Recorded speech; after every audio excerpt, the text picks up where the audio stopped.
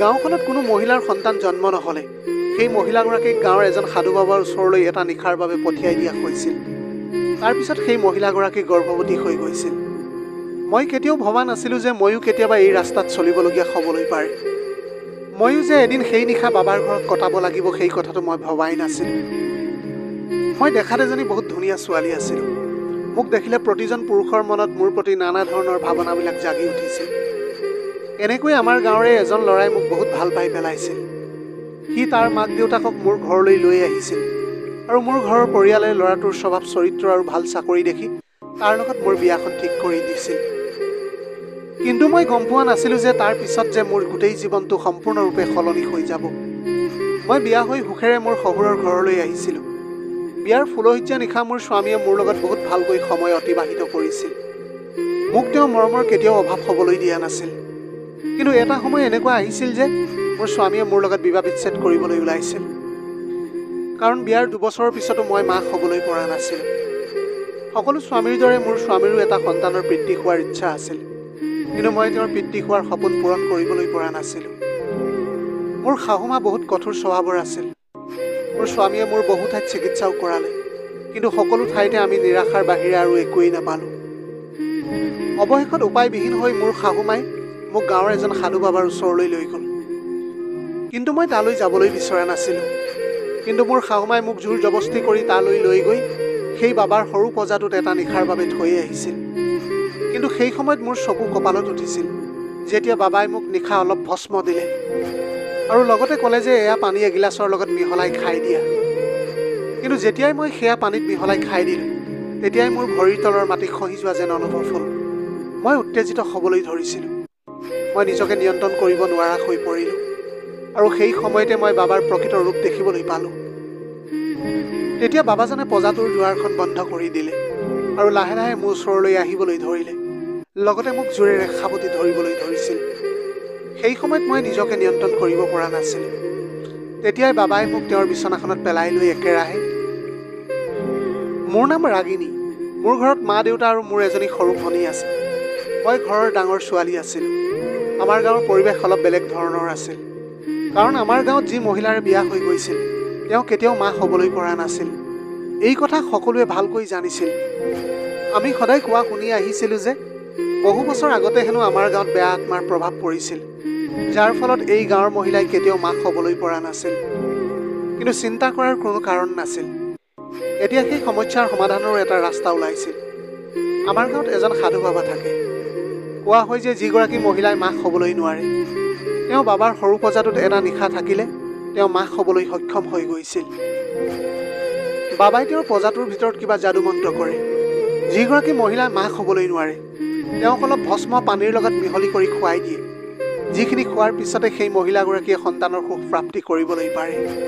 সেইবাবে আমাৰ গাঁৱত সেই সাধু বাবাজন বৰ প্ৰসিদ্ধ আছিল। আমাৰ গাঁৱৰ মুখিয়ালজনেও সেই বাবাজনক বহুত ভয় আৰু ভক্তি কৰি আহিছিল। সেইকাৰণে সকলোৱে প্ৰায় তেওঁৰ ওচৰলৈ গৈছিল। যেতিয়া মই ডাঙৰ হৈ আহিছিলোঁ সিমানেই মই সেই কথাবিলাক শুনিবলৈ পাইছিলোঁ। তেতিয়া মোৰো বহুত ভয় লাগিবলৈ ধৰিছিল। মই তেতিয়া ভাবিছিলোঁ যে মই কেতিয়াও এই গাঁৱত বিয়া নহওঁ। কিন্তু কোৱা হয় যে ভাগ্যত যি লিখা থাকে সেয়াই হ'ব আৰু কপালৰ লিখন কোনেও খণ্ডন কৰিবলৈ নোৱাৰে।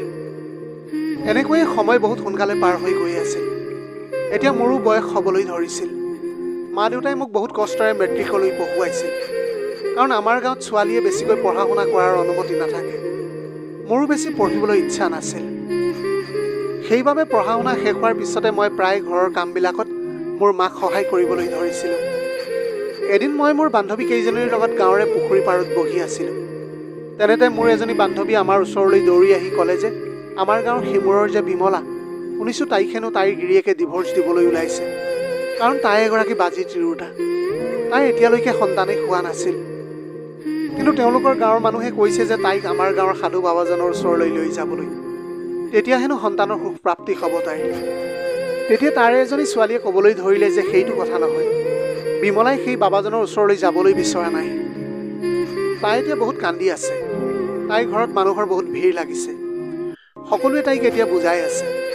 এতিয়া আমি এইবিলাক কথা পাতি আছিলোঁহে তেনেতে আমাৰ গাঁৱৰ মানুহৰ সেই জুমটো আগবাঢ়ি গৈ থকা মই দেখিবলৈ পালোঁ, য'ত বিমলাই চিঞৰি চিঞৰি কান্দি আছিল। তাই বাৰে বাৰে সকলোকে মানা কৰি আহিছিল। তাই কৈ আহিছিল যে তাই সেই বাবাজনৰ ওচৰলৈ নাযায়, কিন্তু তাইৰ শাহুৱেক আৰু আমাৰ গাঁৱৰ মানুহখিনিয়ে মিলি তাইক বাবাৰ ওচৰলৈ লৈ গৈ আছিল। সেই পৰিৱেশটো দেখি মোৰো ভিতৰি ভিতৰি বহুত ভয় লাগিবলৈ ধৰিছিল। তাৰপিছত মই চিধাই মোৰ ঘৰলৈ গুচি আহিলোঁ। ঘৰ পাই মই মাকো সেই সকলোবিলাক কথা ক'লোঁ। তেতিয়া মায়ে ক'বলৈ ধৰিলে যে সেয়াটো ভাল কথাহে। যদি তাই সন্তানৰ সুখ পায় তেতিয়া তাইৰ ঘৰখনো ঠিক হৈ যাব, নহ'লে তাইৰ সংসাৰখন একেবাৰে ভাগি যাবলৈ পাৰে। বিয়াৰ পিছত যদি এগৰাকী মহিলাই সন্তান জন্ম দিবলৈ নোৱাৰে তেতিয়াহ'লে সমাজে তাইক শান্তিত জীয়াই থাকিবলৈ কেতিয়াও নিদিয়ে। তাৰপিছত মোৰ মায়ে মোক ক'বলৈ ধৰিলে যে আৰে মোৰ মাজনী, তই এইবিলাক কথা একেবাৰে চিন্তা নকৰিবি। তই এতিয়া এইবিলাক কথা ভবাৰ একো প্ৰয়োজন নাই। তই সোনকালেই মোক ঘৰত কাম কাজত সহায় কৰি দে। এতিয়া তই দেখিছ নহয় ঘৰত কিমান যে কামবিলাক পৰি আছে। মাৰ কথা শুনিয়ে মই পাকঘৰলৈ গৈ মাক সহায় কৰিবলৈ ধৰিলোঁ, কিন্তু ভিতৰি ভিতৰি মই বহুত ভয় খাই গৈছিলোঁ। এনেকৈয়ে এতিয়া সময়বিলাক পাৰ হৈ গৈ থাকিল। মই গাঁৱৰ পৰিৱেশটো দেখি সকলো ভালকৈ বুজিবলৈ পাৰিছিলোঁ।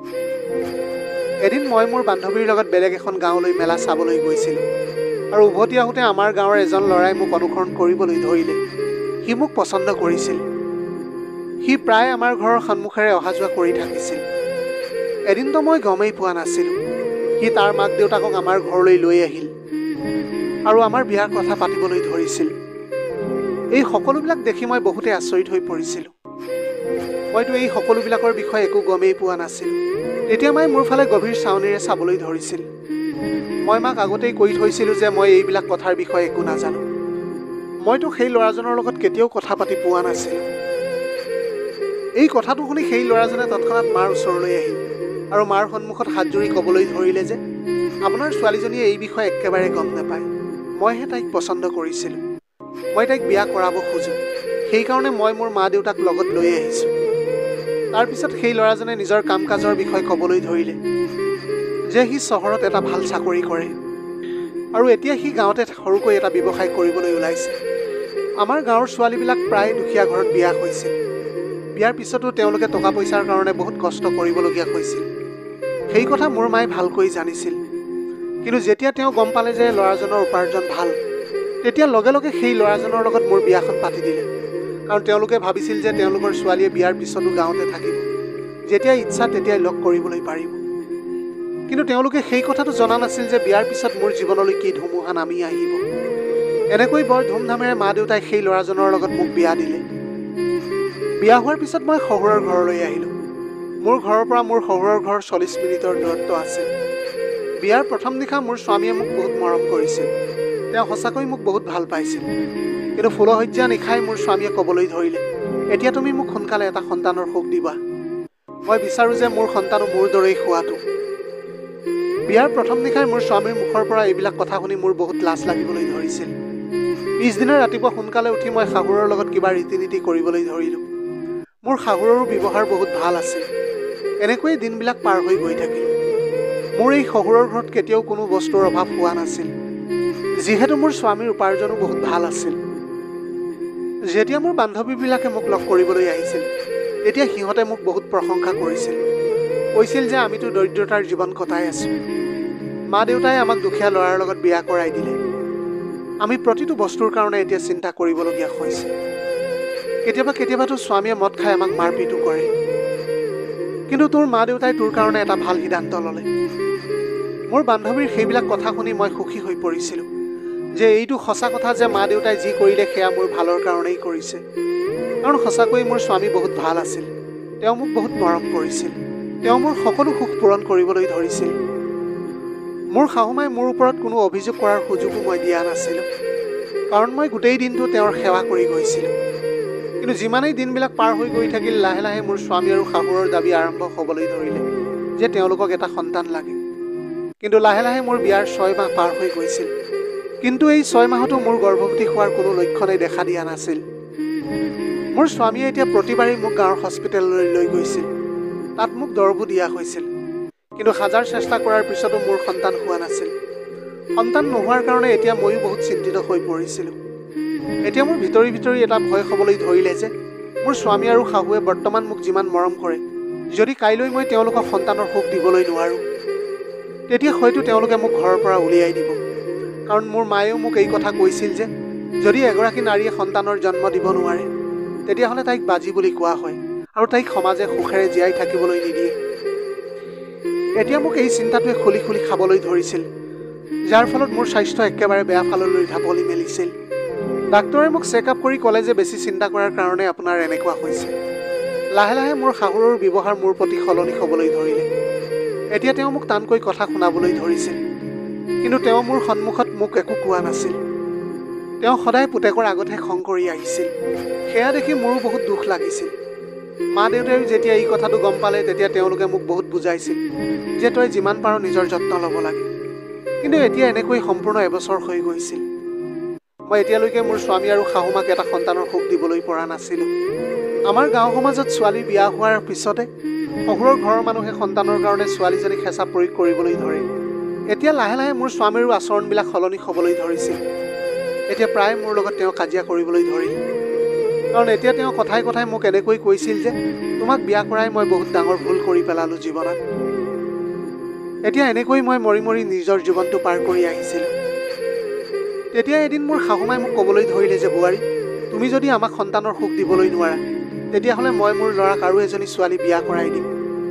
যদি মই বিয়াৰ আগতেই গম পালোহেঁতেন তুমি বাজি তিৰোতা, তেনেহ'লে মই মোৰ ল'ৰাক কেতিয়াও বিয়া কৰাই নিদিলোহেঁতেন। এতিয়া শাহুমা আৰু মোৰ স্বামীয়ে মোৰ লগত কথা পাতিবলৈ এৰি দিছিল। মই মোৰ শাহু আৰু স্বামীৰ এই ব্যৱহাৰ একেবাৰে সহ্য কৰিব পৰা নাছিলোঁ। এদিন মই মোৰ শাহুমাৰ আগত হাত জুৰি ক'লোঁ, মা, মই আপোনাৰ ল'ৰাক বহুত ভাল পাওঁ, কিন্তু তাত মোৰ কোনো দুখ নাই। ময়ো এগৰাকী মা হ'বলৈ বিচাৰোঁ, কিন্তু নাজানো আচলতে মোৰ ভাগ্যত কি লিখা আছে। মোৰ কথা শুনাৰ লগে লগে শাহুমাই ক'লে যে এটাই উপায় আছে মোৰ ওচৰত।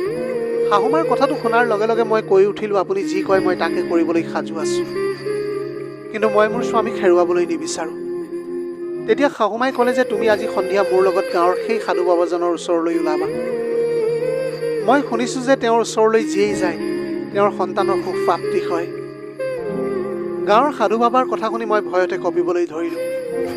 মই তালৈ যোৱাৰ কথা এতিয়া ভাবি ভয় লাগিবলৈ ধৰিছিল, কিন্তু এতিয়া মোৰ হাতত আৰু কোনো অপশ্যনেই নাছিল। মোৰ ভাগ্যই মোক তালৈ লৈ যাবলৈ ওলাইছিল। এতিয়া মই মোৰ শাহুমাকো মানা কৰিবলৈ নোৱাৰোঁ।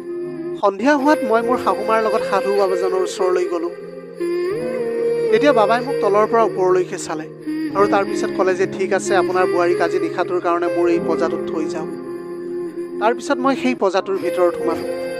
তাৰপিছত দুৱাৰখন বাহিৰৰ পৰা তলা লগাই দিয়া হ'ল। কোঠাটোৰ ভিতৰত এখন বিচনা আছিল মাত্ৰ, লগতে এটা মগত পানীও থোৱা আছিল। কোঠাটোৰ ভিতৰত সোমোৱাৰ আগতে বাবাই মোক হাতত অলপ ভস্ম দিলে আৰু ক'লে যে আজি ৰাতি তুমি এই কোঠাটোৰ ভিতৰত থাকি এই ভস্মখিনি পানীৰ লগত মিহলাই খাবা। তাৰপিছত তুমি ৰাতিপুৱা সন্তান প্ৰাপ্তিৰ সুখ অনুভৱ কৰিবলৈ পাৰিবা। কিন্তু মোৰ সেই ভস্ম খাবলৈ একেবাৰে মন যোৱা নাছিল। মই এতিয়া ভিতৰি ভিতৰি বহুত চিন্তিত হৈ পৰিছিলোঁ। এতিয়া এনেকৈ বহুত ৰাতি হ'বলৈ ধৰিছিল। মোৰ একেবাৰে টোপনি অহা নাছিল। মই বাৰে বাৰে এতিয়া সেই ভস্মখিনিৰ ফালে চাই আছিলোঁ। তেতিয়াই মই কোঠাটোৰ ভিতৰৰ সৰু কোঠা এটাত অলপ পোহৰ দেখিবলৈ পালোঁ। মই ভাবিলোঁ যে এই ভস্মখিনি খোৱাৰ আগতে সেই পোহৰটোনো কি মই চাই আহোঁগৈ। যেতিয়া মই সেয়া চাবলৈ আগবাঢ়িলোঁ তেতিয়া মই দেখিলোঁ যে সেই পোহৰটো এটা ৰঙা আলমিৰাৰ পিছফালৰ পৰা আহি আছিল। তেতিয়া মই লাহেকৈ আগলৈ সাউলি সেয়া চাবলৈ চেষ্টা কৰিলোঁ। দেখিলোঁ যে সেই আলমিৰাটোৰ পিছফালে এখন দৰ্জা বনোৱা আছে আৰু তাৰ ভিতৰত দুজন লোক আছিল, যিয়ে নিজৰ ভিতৰতে কথা পতাত মগ্ন হৈ আছিল। তেওঁলোকে কৈ আছিল যে সেই মহিলাজনী শুই যোৱাৰ পিছত বাবাক মাতিব লাগিব। তাৰপিছত বাবাই আকৌ সেই মহিলাজনীৰ লগত নিজৰ নিশা ৰঙীন কৰিব আৰু সেই মহিলাজনীয়ে সন্তানৰ সুখ প্ৰাপ্তি কৰিবলৈ পাৰিব। আমাৰ বাবাৰ বুদ্ধি বহুত। তেওঁ এপাত কাৰেৰে দুটা লক্ষ্য ভেদিব পাৰে। সেয়া শুনাৰ লগে লগে মোৰ ভৰিৰ তলৰ মাটি খহি যোৱা যেন অনুভৱ হৈছিল। কিন্তু তেতিয়াই সেই দ্বিতীয় ব্যক্তিজনে ক'বলৈ ধৰিলে, যদি সেই মহিলাজনী বাজি নহয় তেনেহ'লে তেওঁৰ সন্তান কিয় নহয়? কথাটো শুনাৰ লগে লগে আন ব্যক্তিজনে ক'লে, তুমি এতিয়া নতুনকৈ এই আশ্ৰমলৈ আহিছা। লাহে লাহে তুমি সকলো ভালকৈ বুজিবলৈ পাৰিবা। আমাৰ বাবাৰ ডাঙৰ ডাঙৰ মানুহৰ লগত ভাল সম্পৰ্ক আছে। তেওঁৰ ওচৰৰ হস্পিটেলবিলাকত আগতে কথা পতা আছে, আনকি তেওঁলোকক টকাও দি থৈ দিয়া আছে। ডাক্তৰবিলাকে এতিয়া টকাৰ কাৰণে বিক্ৰী হৈ আছে। যি স্বামী স্ত্ৰীয়ে তেওঁলোকৰ ওচৰলৈ যায় তেতিয়া ডাক্তৰে তেওঁলোকক দৰৱ দিয়ে, যি খোৱাৰ পিছত তেওঁলোকৰ সন্তান জন্ম নহয়। সেইকাৰণে সেই মহিলাজনী মাক হ'বলৈ নোৱাৰে। আৰু অৱশেষত যেতিয়া বাবাৰ ওচৰলৈ আহে তেতিয়া বাবাই সেই মহিলাবিলাকৰ লগত নিজৰ নিশা ৰঙীন কৰে। লগতে সন্তান লাভৰ সুখত সুখী হৈ সেই পৰিয়ালৰ মানুহে বাবাক বহুত টকা পইচা দিয়ে। ইয়াকে কয় হেপাত কাঁড়ত দুটা লক্ষ্য ভেদা বুলি। তেনেকৈ কৈ দুইজন ব্যক্তিয়ে খিলখিলাই হাঁহিবলৈ ধৰিছিল। কিন্তু সেইবিলাক কথাই মোৰ অন্তৰখন একেবাৰে কঁপাই গৈছিল। মই বুজি পোৱা নাছিলোঁ যে ইয়াৰ পৰা এতিয়া কেনেকৈ পলাই যাওঁ। পলোৱাৰো কোনো ৰাস্তা নাছিল। এতিয়া মই ফোন এটা কৰিবলৈ মোৰ ওচৰত ফোনো নাছিল। সেই দুজন ব্যক্তিয়ে এতিয়া মোৰ ওপৰত চকু ৰাখিছিল। তেতিয়াই মই উপায়বিহীন হৈ মোৰ ঈশ্বৰক প্ৰাৰ্থনা কৰিবলৈ ধৰিছিলোঁ। কিন্তু সেইটো সময়ত ঈশ্বৰে মোৰ প্ৰাৰ্থনাটো শুনিলে আৰু সেই ব্যক্তি দুজনৰ ভোক লাগিবলৈ ধৰিছিল। তেওঁলোকে ক'লে যে ব'লা আমি কিবা এটা খাই আহোঁ, তাৰপিছত এই মহিলাজনীৰ ওপৰত চকু ৰাখিম। যেতিয়া তাই শুই যাব তেতিয়া বাবাক মাতিম আমি। সিহঁত দুয়োজনে এতিয়া খানা খাবলৈ বাহিৰলৈ ওলাই গ'ল। সিহঁত দুয়ো বাহিৰলৈ ওলাই যোৱাৰ লগে লগে মই আলমিৰাটো ছাইড কৰিলোঁ আৰু সেই সৰু কোঠাটোৰ ভিতৰলৈ সোমাই গ'লোঁ। সেই কোঠাটোৰ পৰা বাহিৰলৈ ওলোৱা এখন সৰু দৰ্জা বনোৱা আছিল। বাহিৰত আশ্ৰমৰ বহুত কেইজন লোকে ঘূৰি ফুৰিছিল। এতিয়া মই তেওঁলোকক নেদেখাকৈ পলাই যাব লাগিব। যদি কেনেবাকৈ মই ধৰা পৰি যাওঁ তেনেহ'লে তেওঁলোকে মোৰ লগত কিবা বেয়া কাম কৰিবলৈ পাৰে, মোক মাৰি পেলাবলৈও পাৰে। কিন্তু মই তেওঁলোকৰ সত্য কথাটো গাঁৱৰ সকলোৰে আগত দেখুৱাবলৈ বিচাৰিছিলোঁ, কাৰণ গাঁৱৰ কোনো লোকে মোৰ কথাত বিশ্বাস নকৰিব। তেতিয়া এজন মানুহে তেওঁৰ মোবাইলটো তাতে ৰাখি বাহিৰলৈ ওলাই গৈছিল। তেতিয়া মই সুযোগ পাই গ'লোঁ। মই সেইসকল লোকৰ ভিডিঅ' বনালোঁ। যিসকল লোকে তাত যি কথা পাতি আছিল সেই সকলোবিলাক ৰেকৰ্ডিং কৰি ল'লোঁ আৰু সুযোগ পোৱাৰ লগে লগে মই তাৰ পৰা পলাই দৌৰি আহিলোঁ। এতিয়া মই দৌৰি আহি মই চিধাই মোৰ মা আৰু দেউতাৰ ওচৰলৈ আহিলোঁ। ইয়ালৈ আহি মই সেই বাবাজনৰ সত্যতাৰ কথাটো গাঁৱৰ সকলোৰে আগতে ক'লোঁ। প্ৰথমতেতো তেওঁলোকে কোনেও মোৰ কথাত বিশ্বাস কৰা নাছিল, কিন্তু যেতিয়া মই ভিডিঅ' দেখুৱালোঁ তেতিয়া সকলোৱে আচৰিত হৈ পৰিছিল। তাৰ মাজৰে কেইজনীমান মহিলা এনেকুৱাও আছিল যিয়ে বাবাৰ লগত এটা নিশা পাৰ কৰি আহিছিল।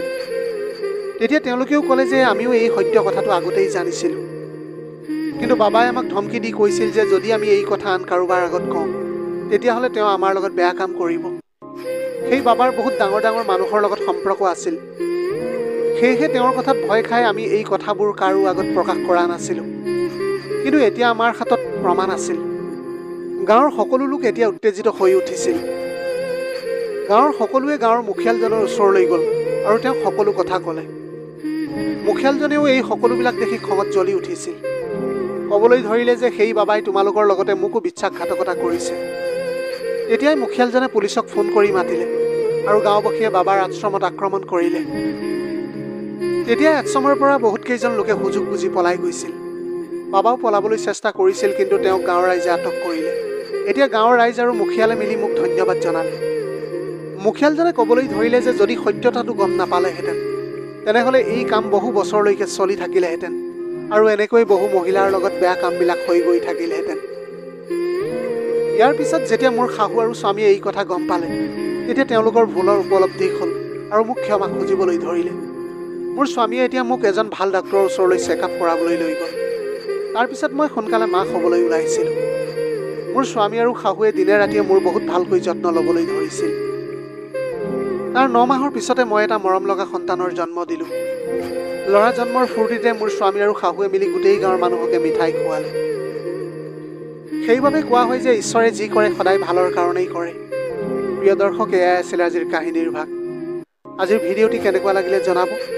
যদি ভাল লাগিল তেনেহ'লে লগৰ বন্ধু বান্ধৱীসকলৰ মাজত শ্বেয়াৰ কৰিবলৈ নাপাহৰিব। আপোনালোকৰ গোটেই জীৱনটো হাঁহিৰে উপচি পৰক। পাৰিলে দুখীয়াজনক অলপ সহায় কৰিবলৈ চেষ্টা কৰিব।